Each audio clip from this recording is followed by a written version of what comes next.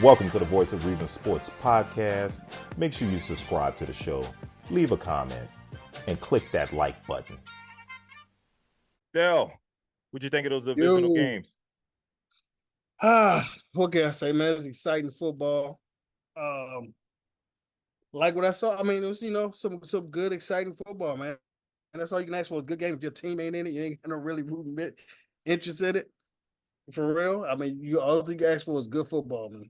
Yeah, no doubt. I mean, out of the 4 games, 3 of them ended with like a 1-score difference. You know what I mean? Other than that Ravens-Texans game, which was a close game at first.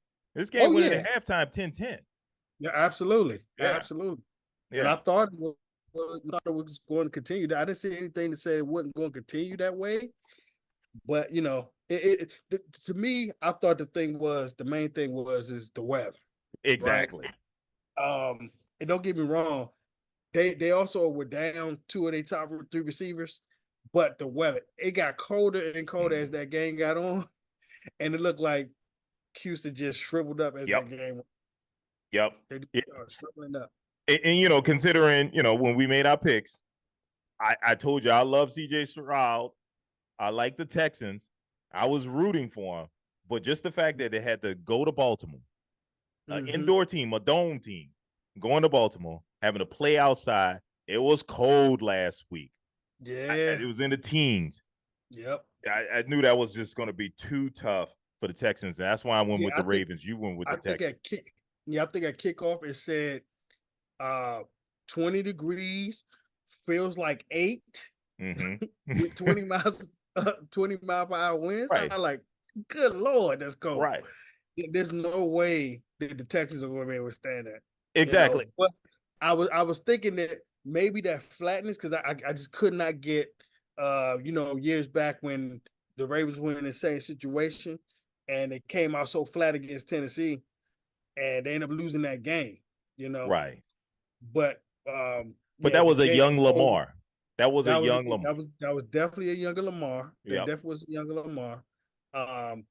But I don't think that Lamar so much was just the key to the game, even though he was a factor, of course. Yeah. He runs for 100 yards. Yeah, exactly. On 11 carries.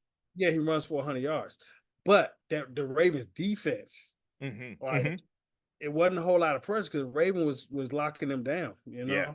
The Ravens defense was just all over. And like I said, it just seemed like Houston shriveled up as that game went deeper and deeper into the game. But Houston's not even built to play like this. Like in this type of weather, they're a finesse team. They're a passing team. They don't have much of a run game. The Ravens have a run game, not with just the running backs. They got a quarterback that can keep it on the ground as well. And it showed. He had 11 carries for 100 yards, 2 touchdowns. That's hard to stop, man. Right.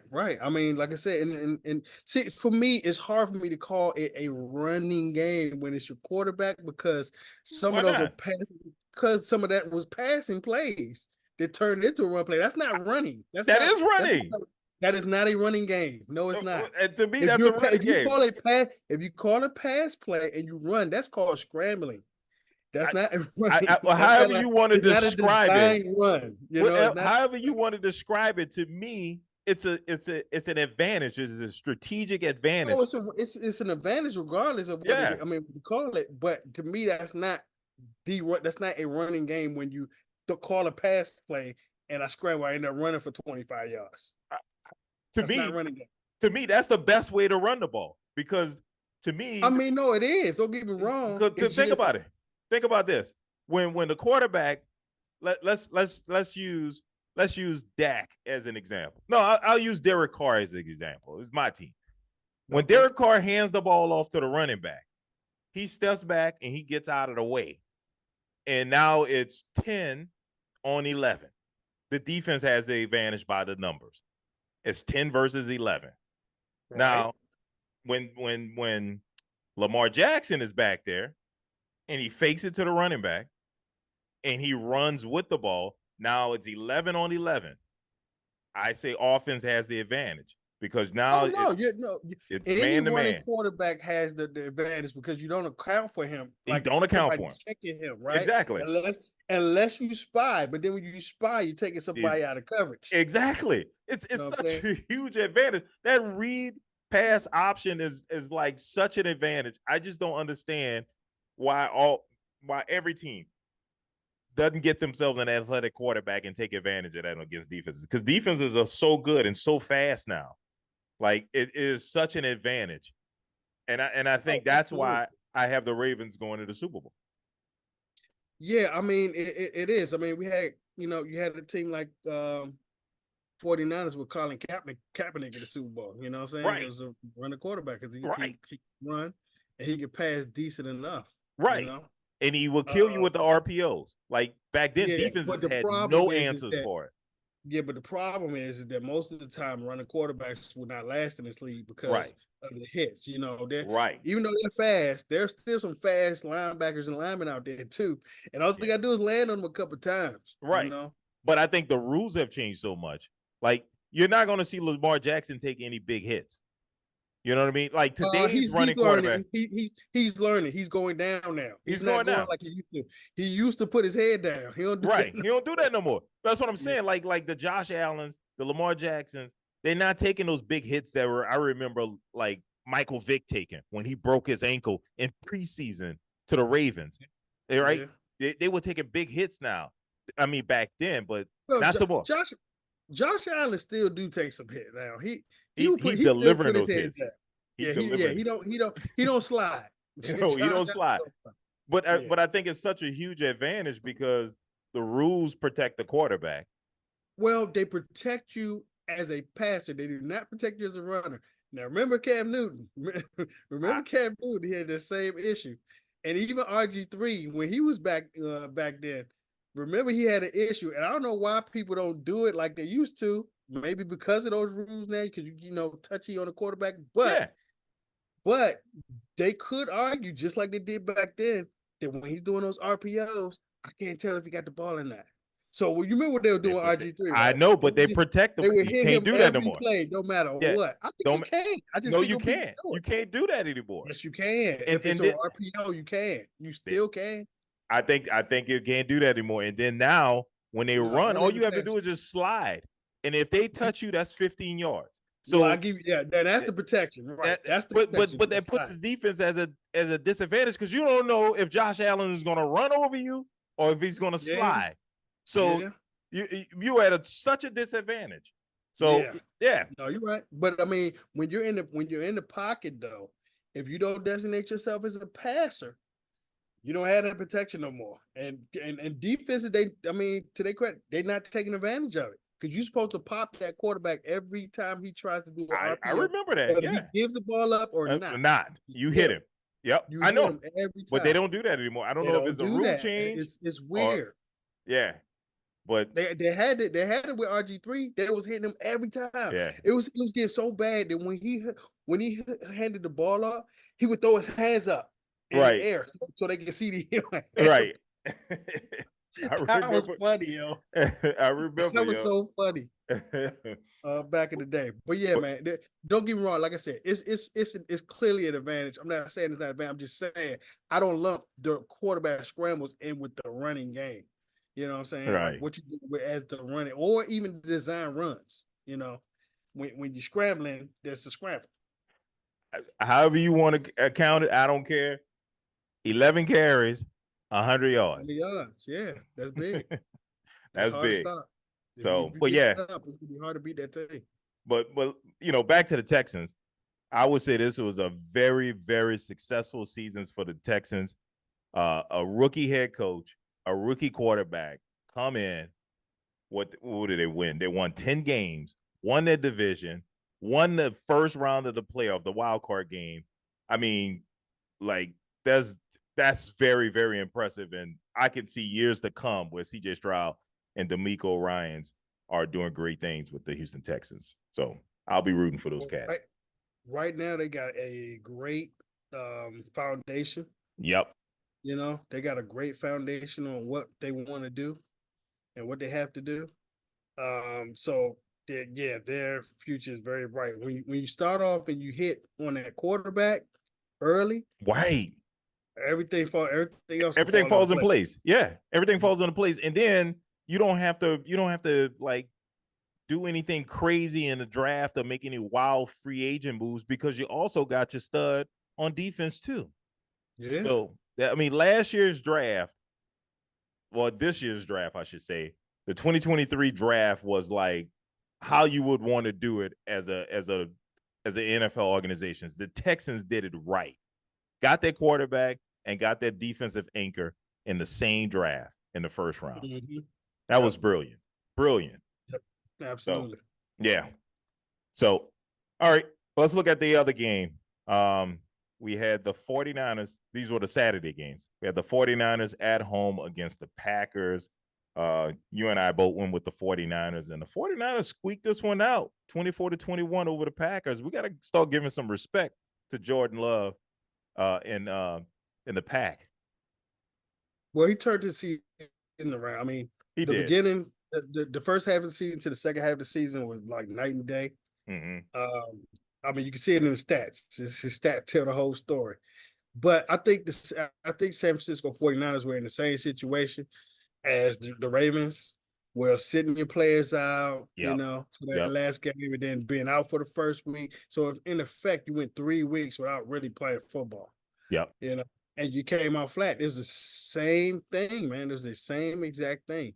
And if I thought about it, I should have took both teams in a parlay first half, both underdogs with the spread first half because of that. Because I talked about it the whole time. You're right, you did. And I did take the Houston Texans plus 5.5 first half, but I didn't even think about it on the Green Bay game. Green Bay was getting was 6.5 first half, and yeah, they were right there. They were. Yeah, it was a 7-6 game at halftime. Right. And then, at one point they actually took the lead. Yep. Purdy had to pull that one out, Yeah. He had to dig down and score a late touchdown to go back ahead, man. So yeah. I'll give it to him. But like you said, Packers played inspired football, man. If I was a Packer fan, I'd be inspired. And I wonder, especially if you got a young quarterback that's getting that far. But I wonder if things change for the Packers. I mean, if you think about it, what changed? What happened that turned their season around? And I would have to say Aaron Jones. When Jones came back and stabilized that running game for him, right? Because a lot of their offense is based off, everything looking alike, right? The run and the play action pass looking exactly alike. And when the running game is working, that play action pass works, and Jordan Love, he gets the time he needs.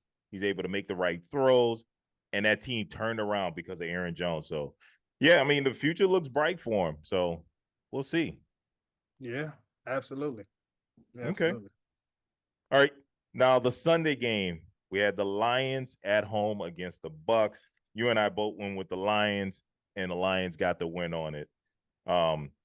Did you see at the end of the game, where I think it was third down, and the Lions were in victory formation, but they hiked the ball sooner than they were supposed to.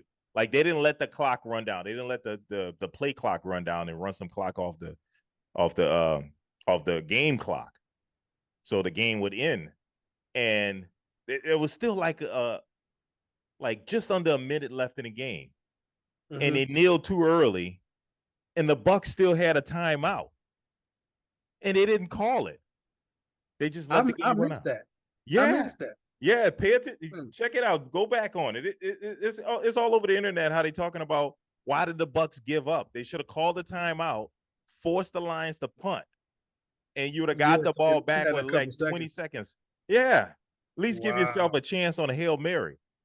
I didn't have. I missed that. I missed that whole sequence. I was at the bar and I didn't. They didn't have the volume sound for the on. game. Yeah. I think it was playing music, by the matter of fact. But yeah, I missed that part. I did not realize that time thing was an issue. Yeah, the Bucks still had a timeout.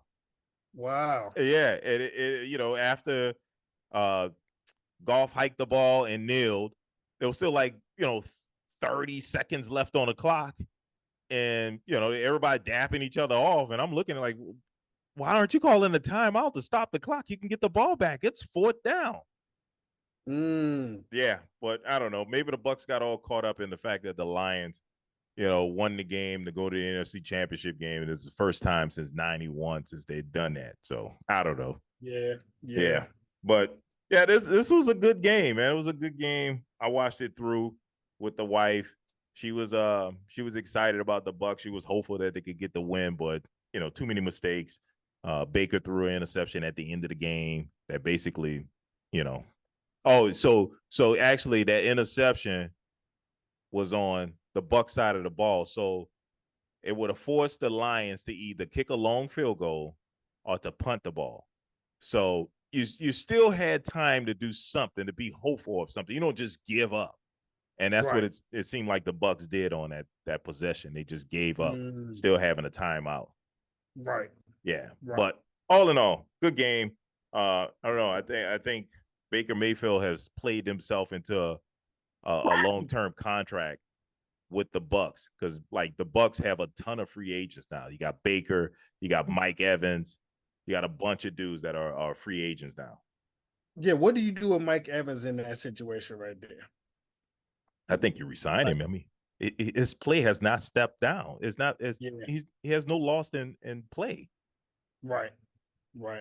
I mean, I think he'll come back at a team friendly deal, right? He's older. He shouldn't ask for like a big deal, right? Yeah, I mean, he's been in the league, what, 10, 11 years? Yeah, somewhere around that range. And yeah, I don't think he'll be asking for a super long-term deal. Right. Or super long money, even though he's still productive. You know what I'm saying? He's productive like a productive receiver. Like 11, 12 straight 1,000-yard seasons. Yeah, that's big. That's big. He's probably a Hall of Famer. Probably a Hall of Famer. Oh, yeah. I think the Bucks would be foolish to let him go. I would re-sign him to a 1 or 2 year deal and keep him around. Now, as a Saints fan, I'll be happy if he leaves. Right. I wouldn't, I wouldn't be sad. Right. Of course not. But yeah, that'll be interesting. I just want to see, number one, what they do with Baker, because I think, like you say, he's kind of earned at least another contract. Yeah. But what kind of contract do they give him? Do they give him 3 years? Is it really a 2-year, or Well, how much do you give him per year? Like, that is a big thing too. That's a big thing. Because $30 million for a quarterback right now is a bargain. Yeah, exactly. I was about to say, a starting quarterback, $30 million is the going rate. And I think Baker probably got what, less than $10 million this year? I don't remember what it was, but it was not a lot. He got a 1-year deal. And, because Saints fans was like, how we got stuck with a guy making $25 million a year, I think is what Derek Carr's getting. Yeah. And Baker's got far less than that on a 1-year deal. Right. Yeah. So he's getting paid far less than any other starting quarterback. So you got to pay him at least $30 million, because not only am I a starting quarterback, I'm a playoff starting quarterback. Right. Yeah. That's how I would go to the negotiating table. I would slide over the schedule, and I'll show, hey, look, Buccaneers, January 21st, playoffs, divisional round.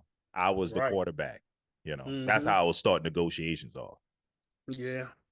Like last year with Lamar Jackson, I would start the negotiations off with my MVP trophy on the table as I'm talking.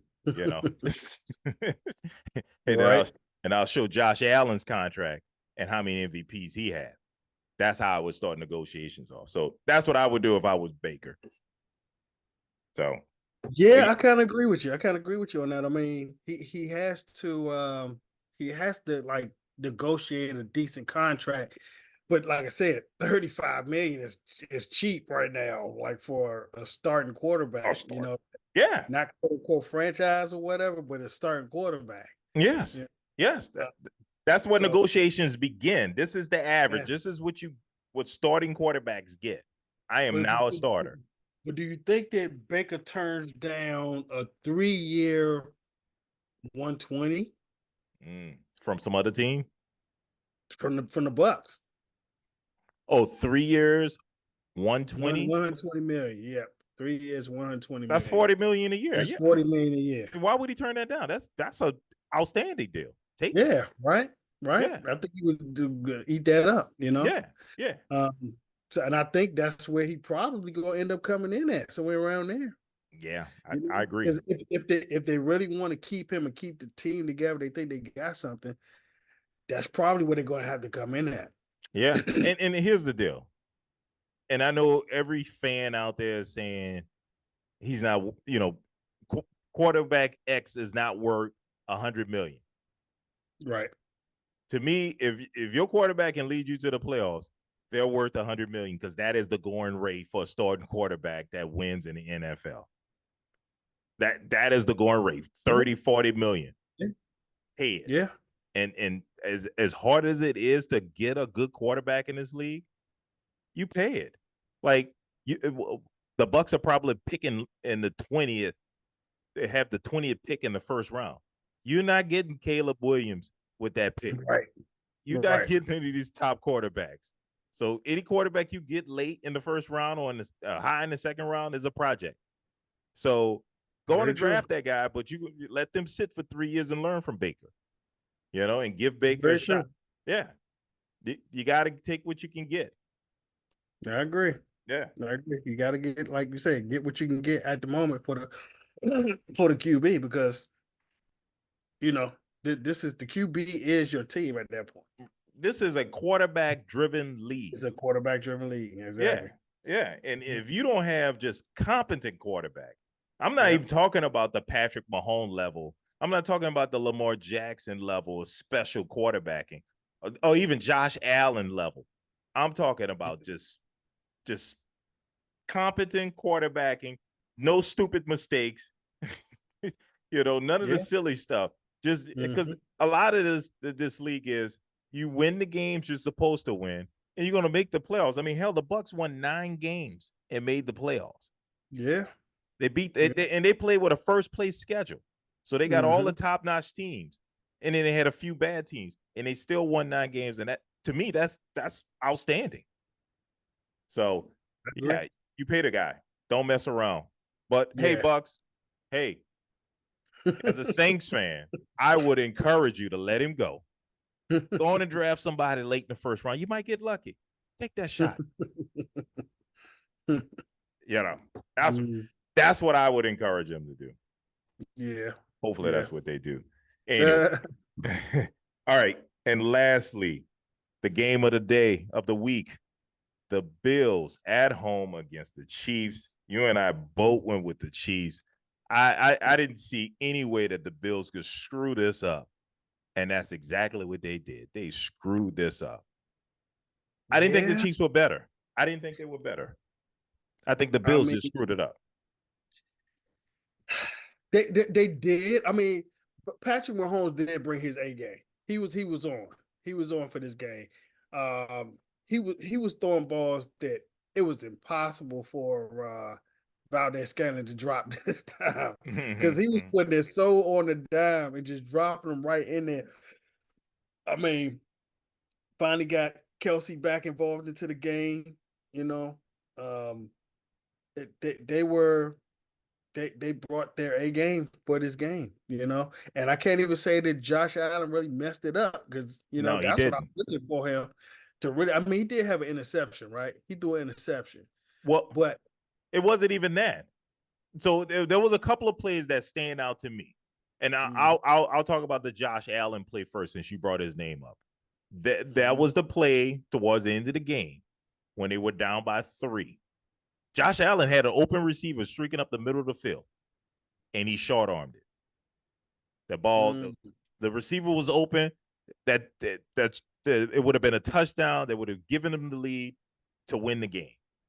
And he short-armed it, and it could have been the pressure. I think the defensive end pushed the offensive lineman in front of Josh Allen, maybe causing him the short arm. I don't know, but you make that pass. You big Josh Allen. You should make that pass, and it fell short.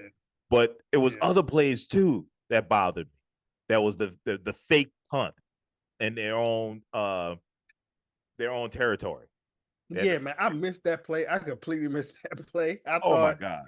I thought it was a punt, so I went to the bathroom. Yep. And I didn't even realize that it happened. I'm just sitting there like, wait a minute, I think the wrong team got the ball. Like, something happened? Like, why do they still got the ball? Well, I was confused too. I was looking at it. It was like 4th and 5, 4th and 6. It wasn't even like a 4th and 1 or 4th and 2 where you run a fake punt at your own 30, 40 yard line. It was 4th and 5 and 6 or something like that. And they ran a fake run on a fake punt. And it was like, what? You really expected that to work? I wasn't quite sure what happened. I don't think it was a called play by the coaches. It seemed like it was done based on a look that they saw, and they didn't get it. Now, granted, I don't think it led to any points for the Chiefs, but to me, it hurt them. They lost field position out of it. Right. You know what I mean? They could have punted the ball. You know, the Chiefs would have got it back at their own 20, 15-yard line or something like that, and you've played a field position game. And so I thought that was a big mistake by the Bills. You know, you're getting up tight, you're doing stupid things, and you're hurting yourself. The Josh Allen thing, and there were 2 big drops, right? There was one by Stephon Diggs where he should have had it, and there was one by another receiver where he should have caught the ball, deep balls that Josh Allen dropped right in the bread basket, and they dropped it. So, you know, it was just a tough game for the Bills. I think they're getting too uptight, you know, with the fact that they're playing the Chiefs and they've lost to them 3 times in the playoffs already. And they're stressing over the fact that they're not getting over the hump and that their Super Bowl window is closing on them. So, the Bills, you should have won this game. You screwed it up. But much prop to Patrick Mahomes. I mean, you got to give them props. They went to the Bills. You know, the weather wasn't much of an issue. No, it wasn't a factor at all. Yeah, you know what I'm saying? So it was mano a mano. Can't really say it was a lot of bad calls or anything.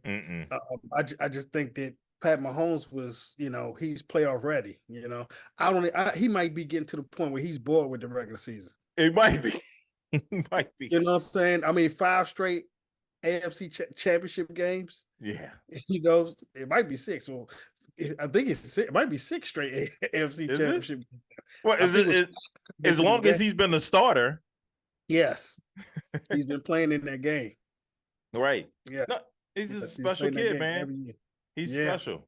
And this, to me, these last 2 years prove how special he is because he's doing this without a great receiving core. Yeah. Yeah. He has a 34-year-old tight end and a whole bunch of Jags, you know, just the guy. Just the guy. Yep. You know? You're right about that. And don't have particularly great running backs or running game. I mean, I like Pacheco, but you know, he's not a household name. Nope. You know, and I mean, we, you know, before when he had Tyreek Hill, you could credit Tyreek Hill for a lot of the success, but Tyreek Hill's hadn't been there in 2 years, and they still winning. Still winning. I mean, he already showed he could win a Super Bowl without Tyreek Hill. So. Yeah, that's done to say if it was Tyreek Hill doing. You know, he already showed he could win one without them. Right. Him, so right. Thanks for joining us again. We do this thing every week. Make sure you like, comment, and subscribe, and we'll see you next week.